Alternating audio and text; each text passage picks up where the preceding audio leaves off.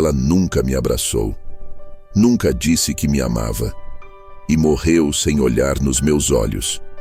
Durante anos, carreguei a dor de ser rejeitado pela própria mãe, até encontrar um diário escondido com um único bilhete: perdão. O que estava escrito ali mudou tudo o que eu acreditava sobre minha infância, minha origem e a pessoa que eu pensava que era. Prepare-se para uma história comovente e cheia de revelações surpreendentes. Você já descobriu um segredo de família que mudou sua vida? Conte nos comentários e compartilhe com alguém que precisa ouvir isso. Inscreva-se para mais histórias emocionantes e com reviravoltas reais. Minha mãe morreu me odiando. E o pior é que, até o último suspiro, eu acreditei que ela tinha razão. O velório foi simples como ela teria preferido. Poucas flores, pouca gente. Meu pai morreu quando eu tinha 8 anos e desde então éramos só nós dois. Mas nunca conseguimos ser nós. Ela nunca foi uma mãe carinhosa, nunca disse que me amava, não me abraçava e nos últimos anos mal falava comigo. Ainda assim, fiquei ali parado diante do caixão como se meu coração estivesse amarrado por dentro. Eu queria chorar, queria sentir falta, mas tudo o que vinha era um vazio estranho, como quem perde algo que já não tinha fazia tempo. Minha mãe se chamava Maria Beatriz, era bibliotecária, amava silêncio, rotinas e plantas. Tinha uma samambaia no banheiro, um cacto na cozinha e uma begônia vermelha na janela do quarto, que ela regava todos os dias, menos nos domingos, como se fosse um tipo de castigo sagrado. Durante anos, tentei de tudo para agradá-la. Tirei boas notas, trabalhei cedo, nunca lhe causei escândalo. Mas nada era suficiente. Ela era fria, distante, como se eu fosse um lembrete de algo que ela odiava lembrar. Só quando entrei na faculdade e saí de casa é que finalmente respirei. E mesmo assim, nos nossos raros encontros, ela me tratava como um vizinho incômodo. Mas naquele dia, enquanto recolhíamos os poucos pertences dela na casa onde cresci, algo mudou. Eu estava mexendo no armário velho do quarto dela. Aquele com cheiro de mofo, madeira gasta e saudade acumulada. No fundo da última gaveta, debaixo de algumas camisas dobradas com perfeição quase militar, havia um envelope pardo. Estava lacrado com fita adesiva amarelada. E nele, escrito à mão com a caligrafia impecável da minha mãe, havia apenas uma palavra: perdão. Meu coração acelerou. As mãos tremiam. Levei o envelope até a luz da janela, sentei na cama e rasguei com cuidado. Dentro havia algo que eu nunca tinha visto. Um diário, pequeno, de capa azul marinho, com uma fita de cetim marcada na metade. Na primeira página, uma anotação: se você está lendo isso, é porque eu já parti. E talvez agora você esteja pronto para ouvir a verdade. Engoli em seco. A letra era inconfundível. Era dela. Mas por que agora? Por que esconder isso? Por que me odiar todos esses anos se havia algo mais por trás? Continuei lendo. Eu menti para você a vida inteira. Não porque quis, mas porque não tive coragem. O que vou contar pode te machucar, mas também pode te libertar. As palavras pareciam me perfurar. Meu peito apertava. E então comecei a entender. Minha mãe estava confessando algo. Algo grande. Algo que ela carregou sozinha por anos.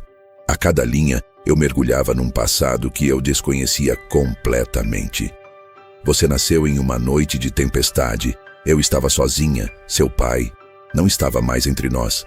Mas essa não é a história que te contei. Eu sei. A verdade é que... Eu parei. Senti um frio subir pela espinha. A verdade é que... O quê? As páginas seguintes estavam coladas. Umidade, tempo, talvez lágrimas. Não sei. Rasguei com cuidado. E o que li em seguida me tirou o chão. Seu pai não morreu num acidente de carro. Ele foi assassinado. E você presenciou tudo. Soltei o diário. A sala parecia girar. Como assim? Na minha lembrança, meu pai morreu num domingo de manhã, enquanto dirigia para o mercado. Foi o que me disseram. Um acidente, sem testemunhas. Eu tinha 8 anos. Lembro do velório.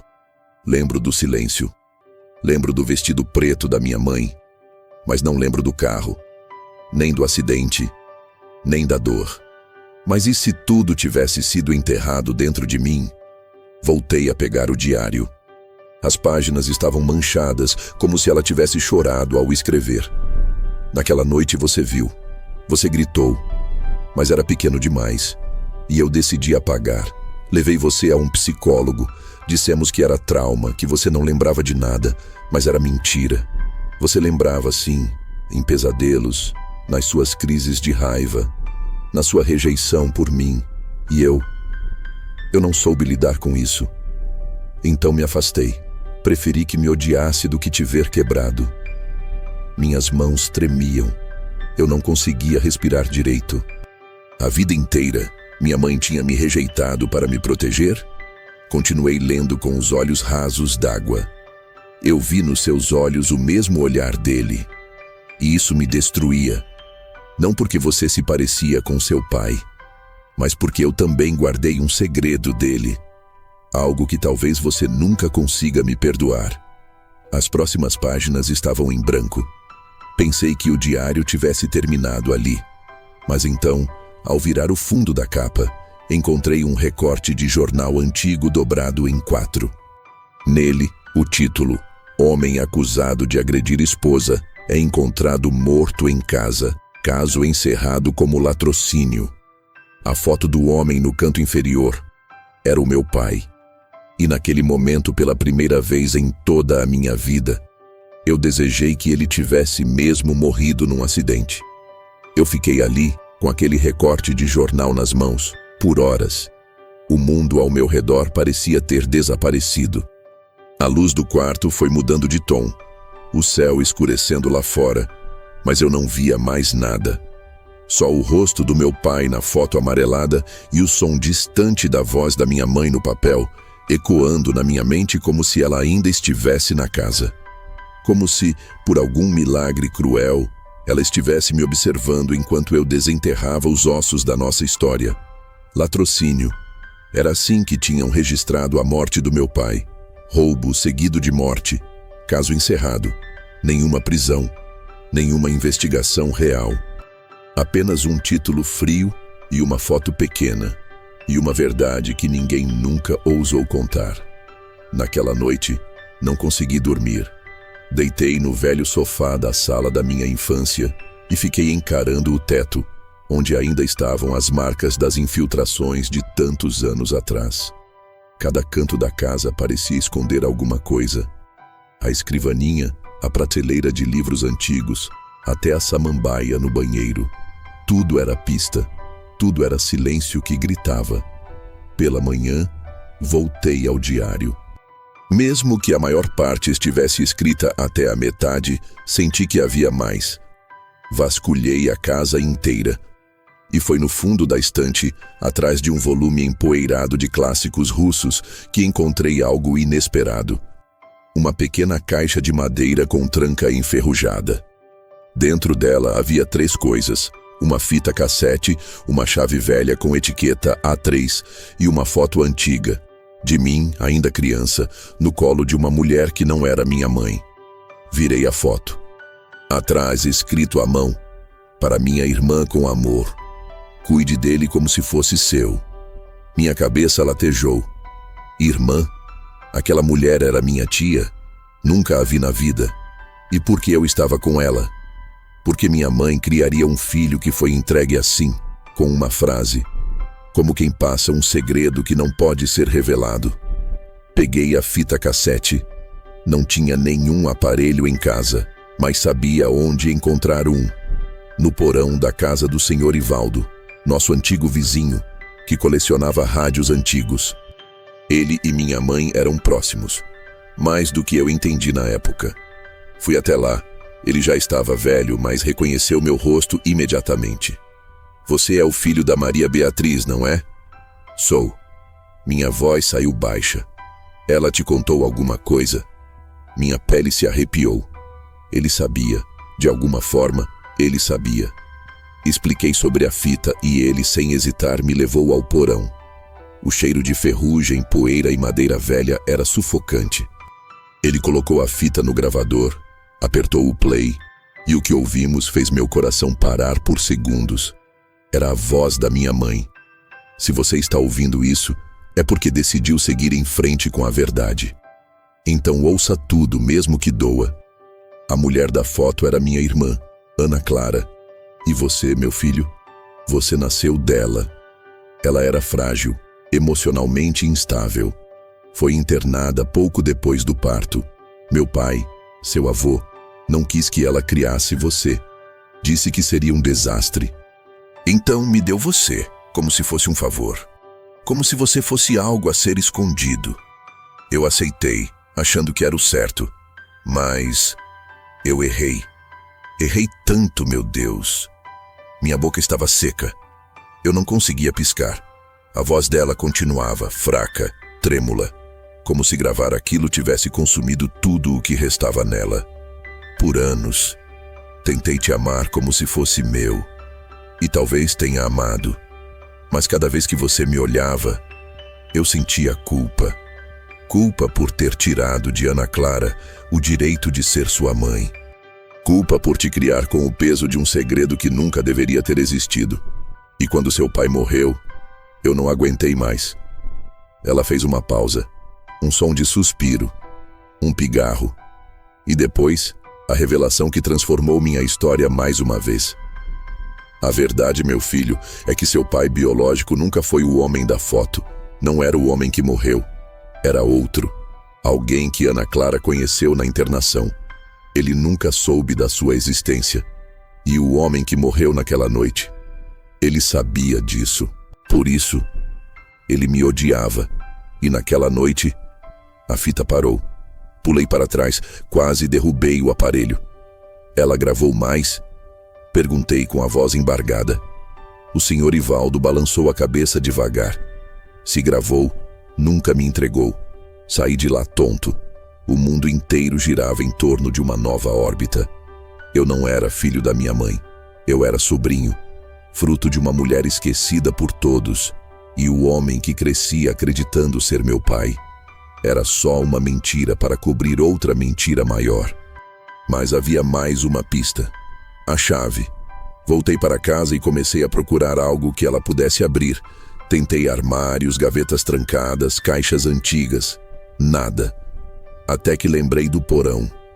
Um lugar onde eu não descia desde criança. Um lugar onde minha mãe nunca deixava ninguém entrar. Desci com a lanterna do celular. As tábuas rangiam. O ar era denso. E no canto mais escuro havia um baú de metal com a inscrição A3 riscada na tampa. Coloquei a chave. Girei. O estalo do ferrolho foi como um tiro no escuro. Abri o baú. E o que vi lá dentro mudaria tudo o que eu pensava sobre a minha vida e sobre a morte do homem que chamavam de meu pai. O baú rangeu como se tivesse dormido por décadas. Um cheiro forte de madeira molhada e papel envelhecido invadiu o porão. Por um instante hesitei. Parte de mim queria fechar tudo e fingir que nunca tinha descido ali. Mas o som do estalo da tranca ainda ecoava dentro de mim. Como se tivesse aberto algo mais do que metal. Como se tivesse destrancado uma parte da minha própria alma.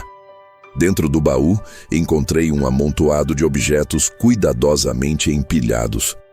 Na parte de cima, havia um envelope branco com meu nome escrito em letras firmes, Gabriel. Abaixei a lanterna, abri com calma. Lá dentro, 2 cartas.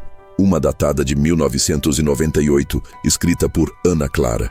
A outra, de 2021, escrita pela minha mãe. Li primeiro a mais antiga. Querida Beatriz, sei que você nunca vai me perdoar, mas precisava te escrever. Eu nunca quis desaparecer.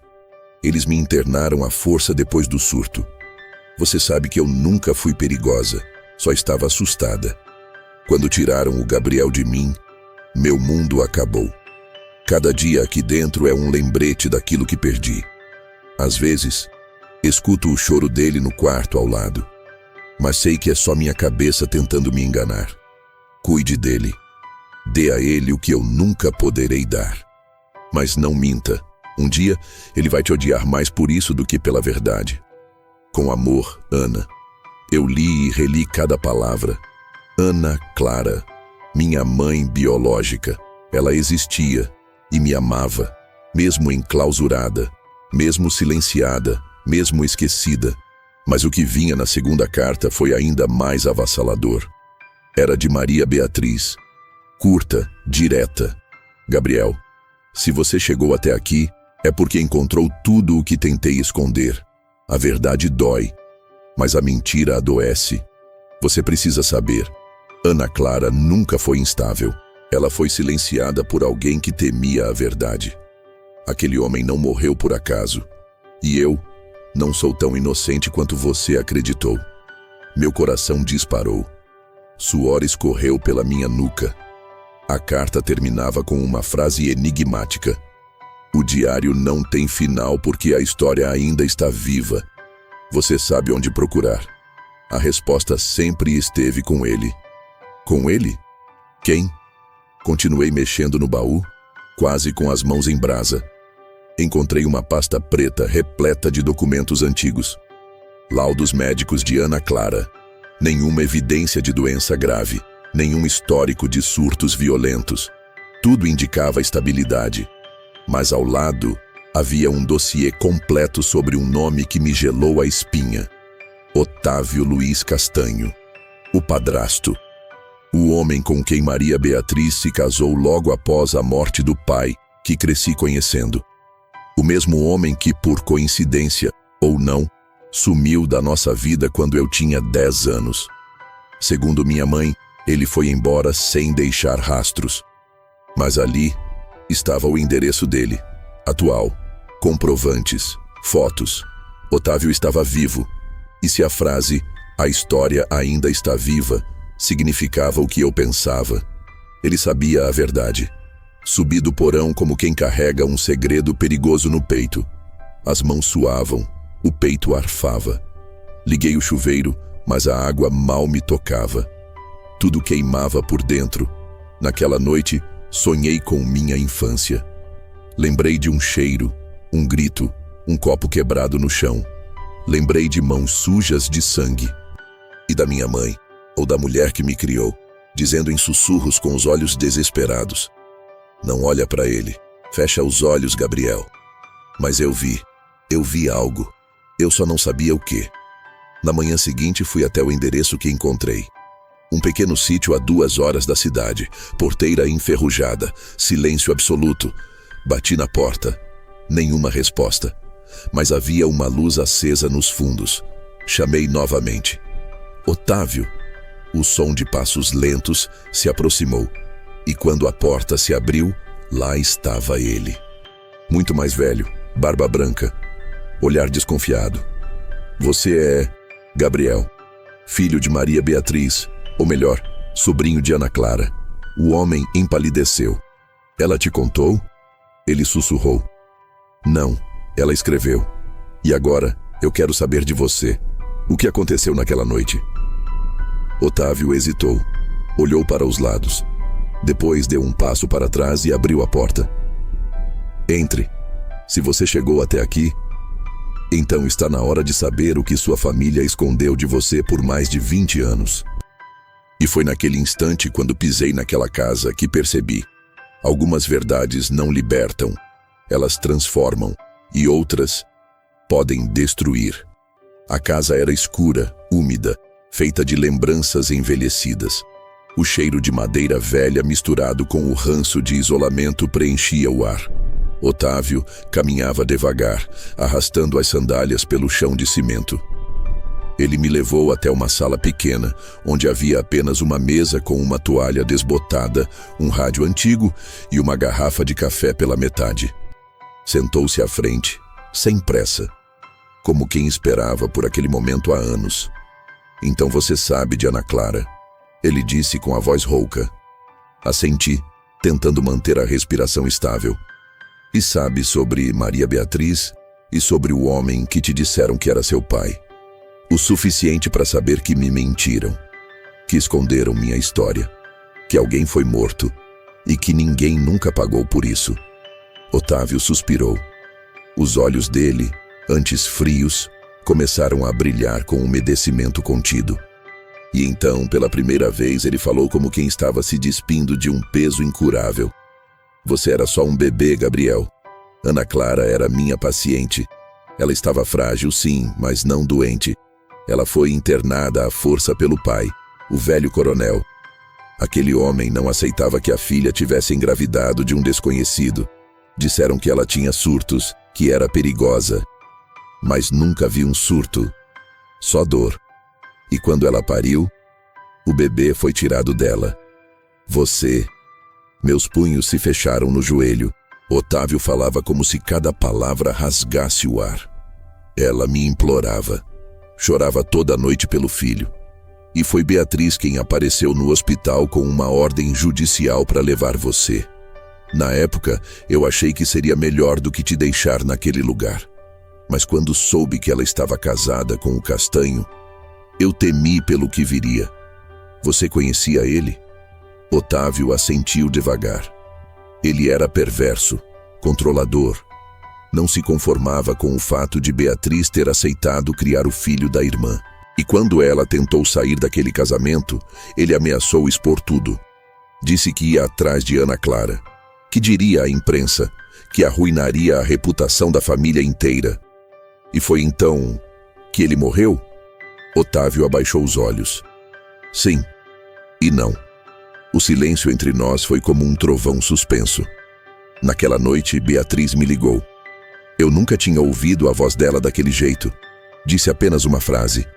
Ele tocou no menino. Eu fui até lá. Quando cheguei, ele estava desacordado no chão. Ela, em choque. Você, trancado no quarto, tremendo, chorando, chamando pela mãe. Engoli em seco. Ele estava morto. Otávio hesitou. Não, ainda respirava. Mas estava ferido.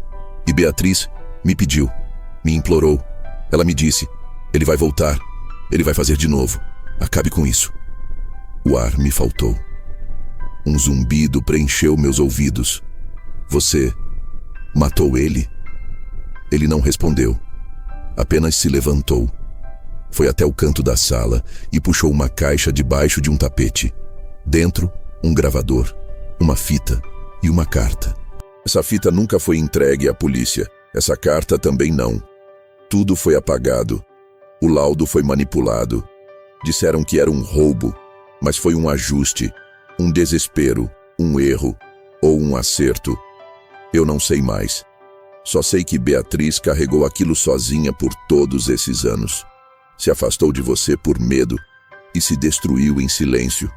A fita foi colocada no gravador. Apertei o play. A voz que saiu era a dela. Eu falhei como mãe, não por ter escondido a verdade, mas por ter deixado a dor me consumir, por não conseguir olhar nos seus olhos e ver que tudo o que você precisava era amor. Você viu mais do que devia, sentiu mais do que podia, e eu me escondi atrás de um papel. Mas você merece saber. Aquele homem tocou em mim. E quando ameaçou fazer com você o mesmo, eu o enfrentei. Eu gritei, ele caiu, Otávio chegou, e juntos enterramos tudo, até hoje. Eu tremia, o sangue sumiu das mãos, a verdade me queimava por dentro como ácido. A mulher que me criou não era fria, ela era ferida. A mulher que me deu à luz não era instável, era silenciada. E o homem que eu fui levado a chamar de pai era um monstro. Quando a gravação terminou, Otávio me olhou pela última vez. Agora você sabe. E só você pode decidir o que fazer com isso. Saí da casa como quem sai de um tribunal. A alma exausta, a mente em ruínas, mas pela primeira vez, sentindo que algo em mim havia se alinhado. E então, ao chegar em casa, me deparei com uma última surpresa. Na caixa de entrada, havia um envelope. Sem remetente, sem selo. Dentro, uma única folha com letra tremida. Seu nome verdadeiro não é Gabriel, é Daniel, e eu ainda estou viva, Ana Clara. Fiquei olhando para o bilhete como se ele tivesse sido escrito com fogo. Eu ainda estou viva, Ana Clara. Minhas mãos suavam. A cabeça latejava. Durante toda a vida, me fizeram acreditar que minha mãe era outra, que a verdadeira tinha desaparecido, que era louca, instável, fraca. Mas ali estava aquela caligrafia trêmula, viva. Ela sabia que eu existia. Ela sabia que eu estava procurando.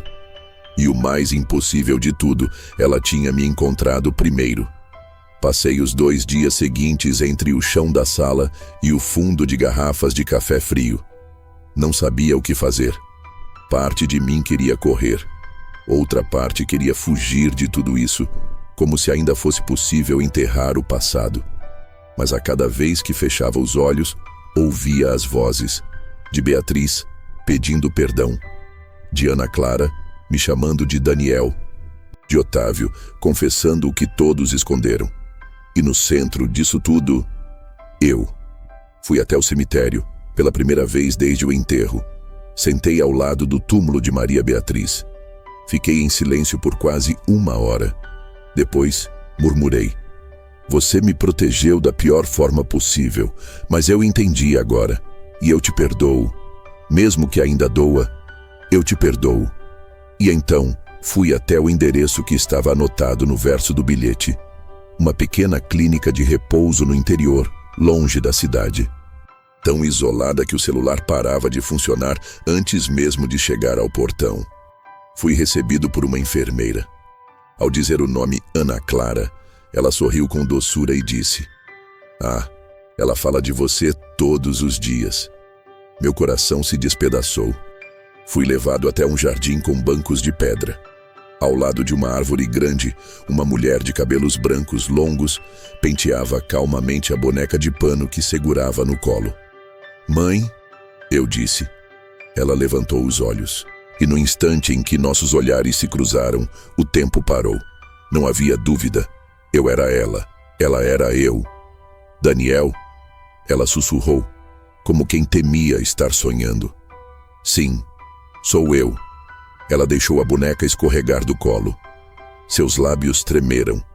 Os olhos se encheram de lágrimas, mas o corpo permaneceu ereto, orgulhoso, firme, apesar do tempo. "Você está vivo." Eles disseram que eu nunca te veria, que era melhor esquecer. Caminhei até ela. Ajoelhei. Segurei sua mão. Eles mentiram. Mas agora, eu estou aqui. Ela chorou sem fazer som. Eu também. Ali, debaixo daquela árvore, entre as sombras do que nos foi tirado, 2 vidas partidas se encontraram pela primeira vez. Conversamos por horas. Ela contou sobre os anos internada, sobre como resistiu à medicação que tentaram forçar, como Otávio havia prometido levá-la embora, mas nunca conseguiu, como Maria Beatriz visitou uma única vez e saiu chorando, como ela escreveu cartas que nunca foram respondidas, como desenhava o meu rosto toda noite na parede da enfermaria para não esquecer meus traços. E por que agora? Porque só agora me procurou. Ela suspirou. Porque achei que você não me perdoaria. Porque achei que você me odiaria. Mas quando recebi sua carta endereçada à clínica, quando vi meu nome, eu soube que meu filho estava vivo. Tirei do bolso a fita do gravador. Coloquei em sua mão. Ouça isso. Quando estiver pronta. É tudo o que Beatriz deixou para mim e para você. Ela acariciou a fita como se tocasse a própria alma da irmã. Depois me disse: ela não era má, só estava perdida. Ela também foi vítima. Assenti, porque eu já sabia. No caminho de volta, com o coração inundado por tudo aquilo, parei na delegacia. Pedi para falar com o promotor de justiça. Entreguei a carta de Maria Beatriz, a fita, os documentos de Otávio. Sabia que nada disso traria paz, mas talvez trouxesse verdade. E a verdade, mesmo tardia, ainda vale alguma coisa. Nos dias seguintes, fui chamado para prestar depoimento. Otávio foi intimado. O caso foi reaberto. A imprensa descobriu. Manchetes surgiram. Filho descobre segredo oculto da mãe após 30 anos e reabre caso arquivado como latrocínio. Ana Clara se tornou símbolo de resistência silenciosa. Maria Beatriz, de amor imperfeito. Otávio, de arrependimento tardio. E eu me tornei alguém que finalmente sabia quem era. Daniel, filho de Ana, sobrinho de Beatriz. Sobrevivente de uma mentira construída por amor, desespero e medo. E mesmo com as feridas abertas, pela primeira vez na vida, eu me sentia inteiro. O tempo passou, e como tudo que se move devagar, ele foi curando devagar também.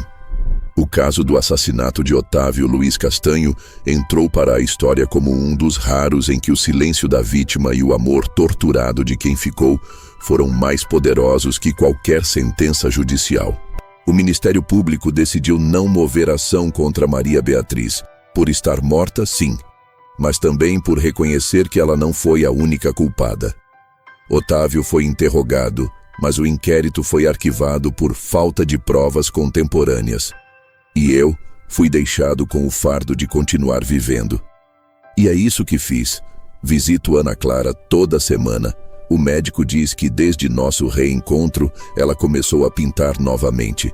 Ela desenha crianças com olhos grandes. Diz que sou eu. Às vezes me chama de Daniel. Outras de meu anjo. Eu não corrijo. Aprendi que o nome que ela me dá é menos importante do que o amor que nunca deixou de sentir. Na casa onde Maria Beatriz viveu, transformei o antigo porão em uma pequena biblioteca. Organizei os livros por cor, por autor, por tema, como ela gostava. Em cima da estante, deixei a begônia vermelha que ainda insiste em florescer. Certo dia, enquanto reorganizava as caixas do sótão, encontrei um envelope escondido dentro de um livro de poesias da Cecília Meirelles. Estava fechado com cera vermelha. No verso, apenas uma palavra: último. Minhas mãos tremiam outra vez. Já era de se esperar.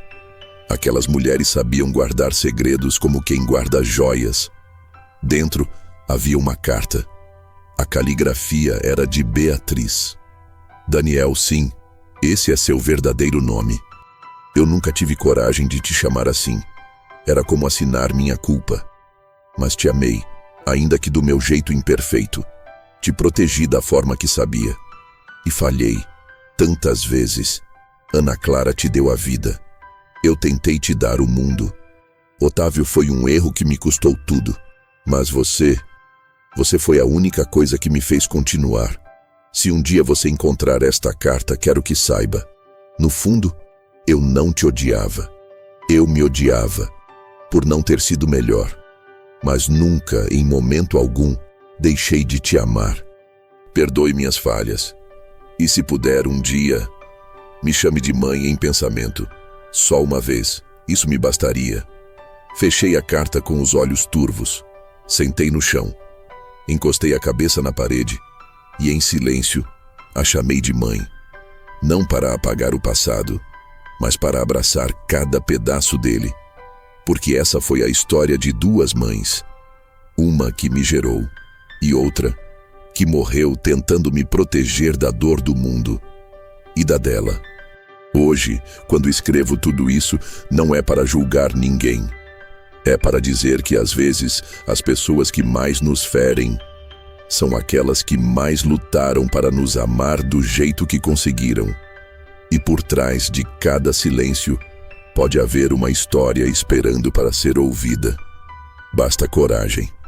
A mesma coragem que um dia encontrei num diário escondido dentro de um armário.